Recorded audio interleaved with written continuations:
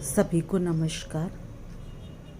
कल हम गृह सज्जा के उद्देश्यों पर चर्चा कर रहे थे और उद्देश्यों पर चर्चा करते हुए हमने जो मुख्य उद्देश्य थे जो गृह सज्जा करने के होते हैं, जैसे सुंदरता, अभिव्यंजकता, इन पे चर्चा कर ली थी। अब आज बाकी बचे हुए उद्देश्यों की चर्चा करेंगे, जिससे हमारी गृह सज्जा हमारे उद्देश्य पूर्ण हो, हमारे लिए उपयोगी हो। तो तीसरी जो उद्देश्य है गृह सज्जा का, वह है उपयोगिता और कार्यात्मकता। ठीक है, गृह सज्जा सुंदर होने के साथ साथ उपयोगी भी होना चाहिए। सज्जा इस तरह की होना चाहिए जिसे करने में कम से कम समय, शक्ति, धन और ऊर्जा व्यय हो। आज की भागदौड़ की संघर्ष में ज़िंदगी में हमारे पास इतनी फुर्सत नहीं होती कि नित्य प्रति गृह सज्जा में अधिक समय व्यतीत करें, उसकी देखभाल करें। अतः हमें ये देखना चाहिए कि या हम यूँ कह सकते हैं कि गृह सज्जा ऐसी करनी चाहिए जो हमारे लिए उपयोगी हो। दैनिक प्रयोग में काम आने वाली घरेलू सामग्रियाँ हो या उपकरण हो, उससे ही हमें घर को सजाना चाहिए। सामग्रियों को क्रमबद्ध रूप में व्यवस्थित करके इस तरह से रखना चाहिए कि उसे उठाते, निकालते समय या अन्य वस्तु को वह छुए नहीं, टकराए नहीं या वो गिरे नहीं। अतः हमें सज्जा हमेशा आरामदायक और सुविधापूर्ण करनी चाहिए। देखिए बच्चों, जनसंख्या लगातार बढ़ रही है, औद्योगिकरण भी हो रहा है। इसके कारण क्या हो रहा है? शहरों में आवास की कमी हो रही है, जिसके कारण क्या हो गया, हमारे आवास छोटे हो गए। और इस छोटे आवास के कारण हमें कई बार तो ऐसा करना होता है कि एक ही कमरे में बहु प्रयोजनीय कार्य करने होते हैं। जैसे वो एक ही कमरे में बैठक कक्ष भी, शयन कक्ष भी, अध्ययन कक्ष भी आदि सब कुछ बना दिया जाता है। छोटे आवासों को भी सज्जा के द्वारा हम इस प्रकार बनाना चाहिए कि देखने वाले को बड़ा लगे तथा परिवार की आवश्यकता की पूर्ति करती रहे। वह सज्जा भी किसी काम की नहीं होती जिसमें उपयोगिता और कार्यात्मकता नहीं होती। अर्थात सज्जा ऐसी होनी चाहिए जो हमारे लिए उपयोगी हो, हमारी कार्यात्मकता को बढ़ाने वाली हो। ठीक है ना? यदि हम कीमती बहुमूल्य वस्तुओं से बैठक कक्ष को बहुत सुंदर और आकर्षक बनाते हैं, परंतु उसमें आत्मीयता नहीं है, या ऐसा नहीं है कि हम उसमें बैठकर किसी मेहमानों का स्वागत कर सकें, या बैठक कक्ष में ऐसा भी नहीं है कि हम प्रेम और घनिष्ठता से रह सकें, तो ऐसा बैठक कक्ष हमारे किसी काम का नहीं होता है, केवल दिखाने वो मात्र होता है। जैसे कि उदाहरण एक और देख लो इसमें, चाहे कि हमने बहुत सुंदर सोफ़ा सेट खरीदा, वह मजबूत भी नहीं है, टिकाऊ भी नहीं है, बैठने वाले का बोझ भी सहन नहीं कर सकता, तो ऐसा सोफ़ा सेट क्या हमारे लिए अनुपयोगी होगा। सज्जा सदैव परिवार को सुख, आनंद, संतोष और तृप्ति एवं उल्लास देने वाली होनी चाहिए। कभी भी बोझल सज्जा नहीं होनी चाहिए, या केवल सुंदर हो या बहुत महंगी हो, ऐसा नहीं हो। जब हम मकान का निर्माण करते हैं या भवन का निर्माण करते हैं, समय भी उसकी उपयोगिता और कार्यात्मकता पर हम विशेष रूप से जोर देते हैं। देखिए, आज के बदलते परिवेश और पुराने समय के बने हुए मकानों की उपयोगिता में अंतर होता था। कहते हैं कि पुराने मकान में उपयोगिता पे विशेष ध्यान नहीं दिया जाता था जितना कि आज बने नवीन मकानों में। यह भी हो सकता है तब की ज़माने के अनुसार वो मकान उनके लिए उपयोगी हो। मकान में कमरों की संख्या एवं स्थान पर्याप्त होना चाहिए जिससे परिवार के सदस्यों की आवश्यकता पूरी हो सके। और साथ ही में जैसे इस ढंग से अगर आपके पास सुविधा है, जगह है, तो बाहरी क्षेत्र का विभाजन बालकों के खेलने, व्यायाम करने, विश्राम करने के लिए कर लो, और सुबह शाम रसोई उद्यान में बैठकर चाय पीने के लिए भी हम उसका उपयोग कर सकते हैं। बैठक कक्ष को हम अतिथियों के स्वागत, पढ़ने लिखने, अध्ययन करने के लिए भी इसका उपयोग कर सकते हैं। अच्छा, गृह सज्जा है तो हम जिन वस्तुओं का चयन करते हैं वह कार्य की दृष्टि से बहुत उपयोगी होना चाहिए तथा देखने में सुंदर हो। जैसे कि यदि हमने टेबल लैंप का चयन किया है, वो देखने में सुंदर होने के साथ साथ पढ़ने के लिए भी सुविधाजनक होना चाहिए। ऐसा नहीं कि पढ़ते समय वह लुढ़क जाए या ऊपर नीचे करने में हमें परेशानी हो।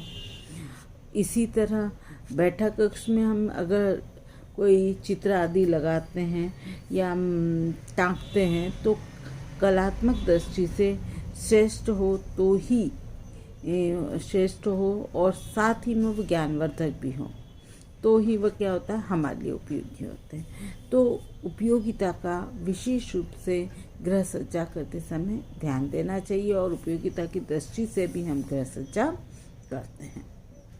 नेक्स्ट उद्देश्य गृह सज्जा का विविधता लाना।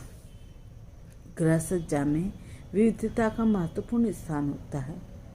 एक ही प्रकार की वस्तु का अगर हम निरंतर प्रयोग करें अथवा एक ही प्रकार की सज्जा हम लगातार करें तो हमें क्या होता है, एक निरस्ता उत्पन्न हो जाती है, जो कि हमें निरस्ता लाती है और हमें उबाऊपन लाती है, और देखने वाले को भी बोझिल लगने लगती है। एक रास्ता को दूर करने के लिए गृह सज्जा में हमें क्या करना चाहिए, परिवर्तन लाना चाहिए। विविधता का अर्थ होता है समय समय पर परिवर्तन करके गृह सज्जा करना तथा कक्ष में विभिन्न शैलियों का सम्मिश्रण करना होता है। कार्यों की विविधता के अनुसार कक्षों की सजावट में भी परिवर्तन करना आवश्यक होता है। गृह सज्जा में विविधता लाकर परिवार के सदस्यों को हम क्या कर सकते हैं, खुश कर सकते हैं, आनंदित कर सकते हैं, उत्साहित कर सकते हैं, उनमें नवीन ऊर्जा का संचार कर सकते हैं, जिससे वह कार्य करने में जोश के साथ उस कार्य को कर सके। और सजावट हमेशा मौसम के अनुसार करना चाहिए। सर्दी के मौसम में अलग तरह की होती है, गर्मी के मौसम में अलग तरह के होती है। सर्दी में पर्दे कुशन अलग तरह के लगाए जाते हैं, गर्मी में अलग तरह लगाए जाते हैं, बारिश में ऐसे लगाए जाते हैं जिससे क्या हो कि वाटर से वो ख़राब नहीं होता है, वाटर प्रूफ सज्जा होनी चाहिए। तो इससे छोटा मोटी परिवर्तन करके विविधता लाई जा सकती है। अच्छा, साथ ही गृह सज्जा में नवीनता एवं विविधता लाने के लिए कभी कभी कुछ चीज़ों को कुछ समय के लिए उस स्थान से हटाकर रख देनी चाहिए, तो कभी उन्हीं वस्तुओं को पुनः व्यवस्थित करके भी विविधता लाई जा सकती है। एक जैसे कि हम देखते हैं कि एक दीवार पर तक की तस्वीर को दूसरी दीवार पर अगर टाँग दें तो थोड़ा सा चेंज हो जाएगा। इसी तरह फर्नीचर में फेरबदल करके, स्थान में परिवर्तन करके सज्जा में परिवर्तन कर सकते हैं। कभी कभी घर के पर्दों को हटाकर तो कभी पर्दा लगाकर, कभी दीवार में रंग रोगन करके, कभी फूल पत्तियों से घर को सजा सकते हैं। सजाने में कभी पारंपरिक शैली का तो कभी आधुनिक शैली का प्रयोग कर सकते हैं और सज्जा को आकर्षक मनोहरी बना सकते हैं, और इस तरह से गृह सज्जा के द्वारा विविधता भी लाई जा सकती है। नेक्स्ट उद्देश्य हमारा मौलिकता। गृह सज्जा करते समय मौलिकता पर भी विशेष ध्यान दिया जाता है। ऐसा नहीं कि बाहरी चमक दमक के समक्ष मौलिकता बिल्कुल ही गौण हो जाए या उस पर ध्यान ही नहीं दिया जाए।